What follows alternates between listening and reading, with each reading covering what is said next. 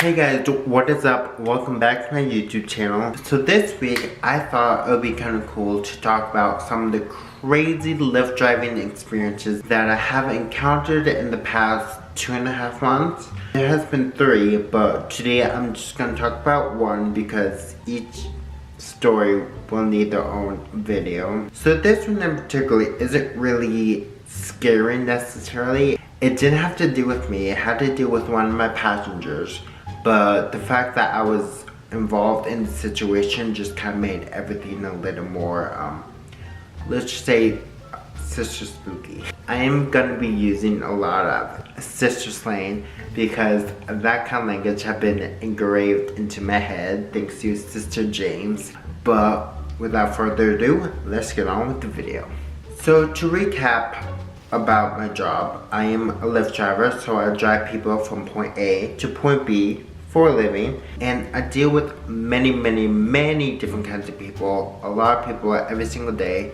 I deal with about 30 people a day, 7 days a week, so that's adding up to I think 210 people a week. That's a lot of people I have to deal with, a lot of different people that I don't know, and it's just kind of scary in that kind of sense. But this one example in particular is very kind of gives me the creeps just because it's something I never thought I would ever have to deal with before.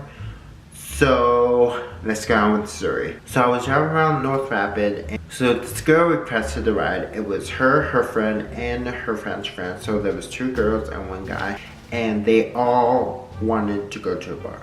So I was gonna take them to the bar, no problem. They saw me and said they wanted to go to the gas station to pick up a couple things before. Probably to pregame, but I'm not judging. So we went to the gas station. The 2 girls walked into the gas station.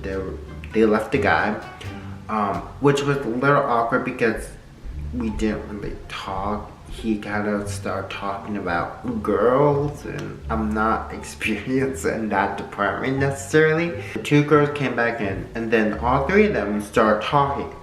And they were talking about possibly going home to hang out rather than going to the bar. So they changed the location to go back home.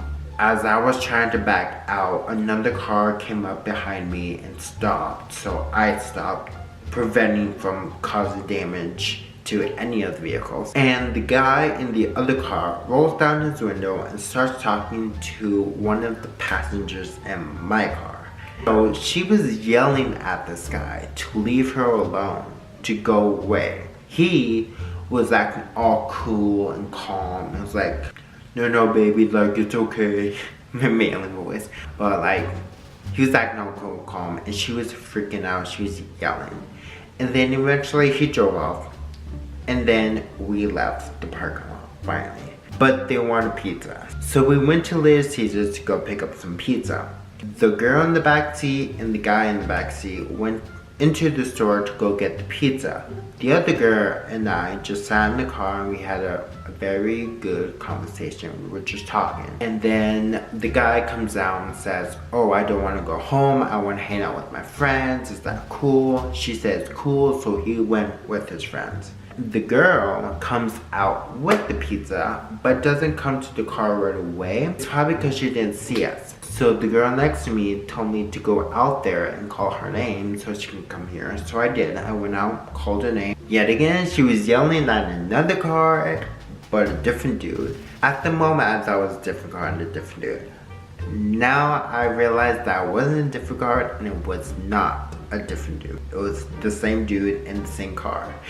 She was going ballistic. And then she walks to my car. I get in the car, and she just said, can we please go back home? Everything just kind of shifted. The mood changed. Everything changed. It was like, are you okay? What's going on? You seem very scared. She seemed sister spooked, like so spooked. It kind of got me sister spooked as well. The girl in front asked, what was that? Are you okay? And she was like, I'll be fine. It's my stalker who's following us. I stopped in my tracks and I was like, stalker? You mean the guy at the gas station and the guy at the pizza place was a stalker. And she's like, yeah, he's my stalker. I'm sorry about this. I'm like, don't be sorry about it. Go ahead, go in your house, lock your doors, close the windows, have fun. Just be safe. So that was a different experience. I've never thought I would ever deal with the experience of a stalker at some point. I mean, granted, again, it wasn't necessarily with me, it was with my passenger. But the fact that I was involved with the passenger who had a stalker, whose safety was in jeopardy pretty much, just kind of made me feel uneasy. So that is my one spooky Lyft story I got for you guys this week. There are 2 other ones and possibly more if I get any more encounters. But as of now, there were 2 other ones coming on the way. Don't know when they'll be out. They'll probably be out in a couple weeks. I have some other videos planned that I want to do. But I will definitely keep you guys updated with my stories.